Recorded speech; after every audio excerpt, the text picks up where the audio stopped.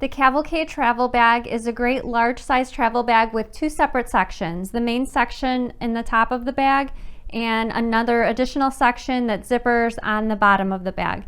It features a removable adjustable strap on the sides of the bag as well as a luggage sleeve on the back for easy sliding onto your suitcase. Let me show you the insides of the bag now. Here's the main compartment, and it features a zipper pocket on either side. And the bottom of the bag also has a zippered compartment, and there's two different finishing methods for finishing this bottom section.